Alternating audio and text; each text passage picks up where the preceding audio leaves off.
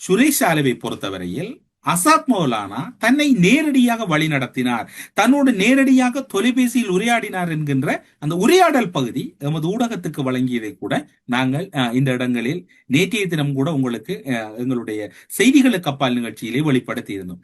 அவ்வாறு இருக்கின்ற போது சுரேஷ் சாலவை தெரிந்தவர் பொய் கூறுகிறார் என்றால், அங்குலம் அங்குலமாக அவர் அளந்து கூறுகிறார் என்றால், அவரோடு இவர் பின்தொடராது விட்டிருந்தால் அவ்வாறு கூறுவதற்கான சந்தர்ப்பம் மிக மிக குறைவென்றே கூறலாம். இந்த நாட்டை பாதுகாப்பற்ற நிலைக்கு கொண்டு சென்றால் தான் கோட்டாபாய ஜனாதிபதியாக முடியும் என்று நாம் அறிந்திருப்பது போல சனல் லாங்கு தொலைக்காட்சியில் ராணுவத்துக்கு எதிரான பொய் குற்றச்சாட்டுக்களை முழுமையாக முன்வைக்கும் ஊடகம் அதனால் தான் சுரேஷாலை அவர்களை கைது செய்திருக்கலாம் என்று சிலர் கூறுகின்றனர். ராணுவத்தினர், இலங்கை ராணுவத்தை நேற்றும் பார்த்தீர்கள் என்றால் யாழ் மாவட்டத்திலே ஒரு பகுதியிலே ஒரு ராணுவ அதிகாரி ஒருவர் ஒரு பெண்ணினுடைய தங்க சங்கிலியை அறுத்து கொண்டு ஓடுகின்ற போது அவர் கைது செய்ய, ராணுவத்தில் ஈடுபடுகிறவர்கள் அல்லது ராணுவத்தில் இருக்கின்றவர்கள் எல்லோரும் சுத்தவாளிகள் என்று சரத் வீரசேகர கூறுகிறாரா என்று தெரியாது.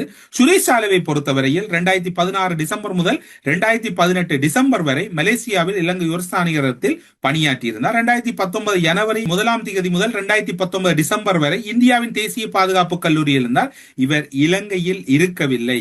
ஆனால் இலங்கையில் இல்லாத சுரேஷ் சாலே எவ்வாறு சஹரானை சந்திக்க முடியும்? சஹரானை இலங்கையில் இல்லாத சுரேஷாலை எவ்வாறு சந்திக்க முடியும் என்று சரத் வீரசேகரவின் சந்தேகம் நியாயமானது.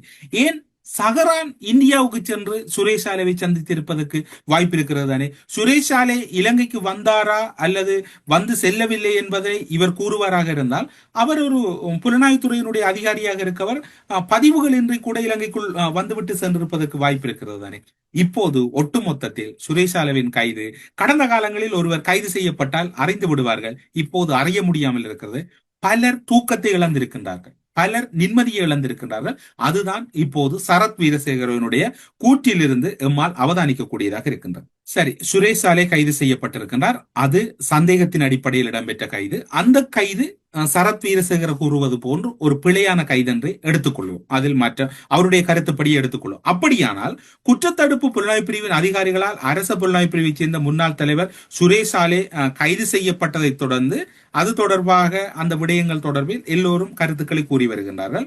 உயிர்த்த ஞாயிறு பயங்கரவாத தாக்குதலில் தொடர்பாக குற்றத்தடுப்பு புலனாய்வு பிரிவின் அதிகாரிகளால் தன்னை கைது செய்வதை தடுக்க உதவி கோரி ராணுவ புலனாய்வு பிரிவின் முன்னாள் கேர்னல் தர அதிகாரியான கெலும் அவர்கள் எதற்காக தன்னை கைது செய்ய கோருவதை தடுப்பதற்கான ஒரு மனு ஒன்றை தாக்கல் செய்திருக்கின்றார்.